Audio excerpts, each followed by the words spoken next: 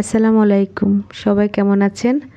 আশা রাখি আল্লাহর রহমতে যে যেখান থেকে আমার ব্লগটি দেখা শুরু করেছেন সবাই ভালো আছেন। বুঝতে পেরেছেন আমি কি বানাচ্ছি। যারা পছন্দ করেন তারা তো অলরেডি বুঝেই গিয়েছেন। আজকে আমি বানাবো ডিমের পুডিং। তো এখানে আমি 3টা ডিমেরই বানাচ্ছি, সঙ্গে দুধ আছে। দুধটা ভালো করে জাল দিয়ে তারপরে আমি ঠান্ডা করে নিয়েছি। আর আমি আজকে বানাচ্ছি স্ট্রবেরি পুডিং। আর এই তো এখানে আমি স্ট্রবেরি দিয়ে দিচ্ছি, তবে এটা কিন্তু অরিজিনাল স্ট্রবেরি। এটা আমি পুনের মহাবালেশ্বর থেকে এনেছি। পুনে মহাবালেশ্বর কিন্তু জানেন কিনা জানি না, স্ট্রবেরির জন্য বিখ্যাত। ওখানে প্রচুর স্ট্রবেরি চাষ হয়। আর আমার ব্লগে আছে পুনের স্ট্রবেরি বাগান, আমি দেখিয়েছি।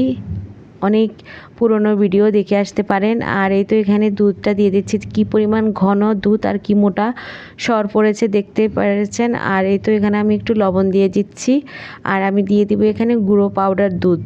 তো যারা মানে ডিমের পুডিং খুব খেতে ভালোবাসেন অথচ ডিমের একটা স্মেল লাগে, ওটার জন্য অনেকে পছন্দ করে না, এটা আমি জানি। তারা এইভাবে মানে পুডিংটা বানিয়ে খেতে পারেন। তা আমি এই তো এটা একটা ক্যাপসুল কাটারের মধ্যে আজকে পুডিংটা মিক্স করে নিচ্ছি। আমি এভাবে বানাই, আমি ওই হাতে মিক্স করে বা বানাই না, আমি এভাবে ক্যাপসুল কাটার এটার মধ্যে ডিমের পুডিং যখন বানাই তখন এইভাবে বানাই। তো এই তো মিক্স করা হয়ে গেছে। তা এখন এটা আমি চুলাতে বসাবো। আর আমি ক্যারামেলও তৈরি করে রেখেছি। তো দেখেন কি সুন্দর ঘন হয়েছে।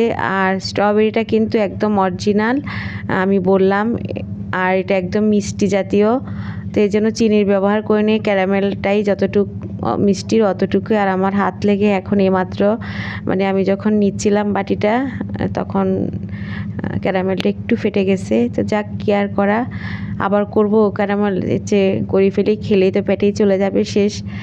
তো দেখেছেন এখন সুন্দর করে আমি এটা চুলাতে বসাবো। আর বসানোর কিছুক্ষণ আগে আমি চিন্তা করছি একটু দিই, ফুড কালার দিই।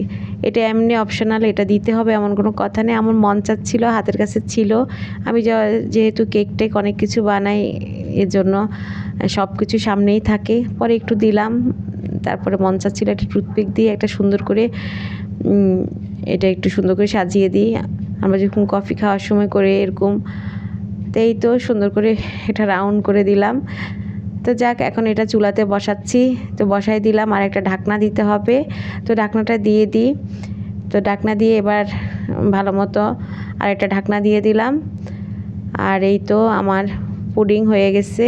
তো একটু আপনাদের সাথে শেয়ার করি, দেখাই কেমন। তারপর নামানো ঠান্ডা হলে তারপরে এটা মানে বাটিতে ঢেলে নিব। তো দেখেন কত সুন্দর হয়েছে। আর এই তো বললাম না একটু ফেটে গিয়েছিল ক্যারামেলটা, তো অনেক সুন্দর হয়েছে। চারপাশটা দেখেন, মাশাআল্লাহ অনেক সুন্দর হয়েছে। এর আগেও আমি আপনাদেরকে দেখিয়েছিলাম আমি পুডিং বানিয়েছিলাম, তবে পুরো রেসিপিটা দেখাই নেই। আর উপরে যে গুঁড়ি গুঁড়ি দেখেছেন এগুলো কিন্তু স্ট্রবেরির দানাটা। বললাম না এগুলো একদম পুরা অরিজিনাল, এটা কিন্তু লোকাল কোনো দোকান থেকে কেনা না, এটা একদম ডাইরেক্ট ওনাদের শোরুম থেকে নিয়ে এসেছি আমি পুনের। তারপরে এই তো কেটে একটু আপনাদেরকে দেখাচ্ছি, দেখেন। আর এত টেস্ট হয়েছে, কোনো ডিমের স্মেল নেই। যারা পুডিং বানালে খেতে খুব পছন্দ করেন কিন্তু ডিমের স্মেলের জন্য খেতে পারেন না, তারা এভাবে বানিয়ে ট্রাই করে দেখবেন।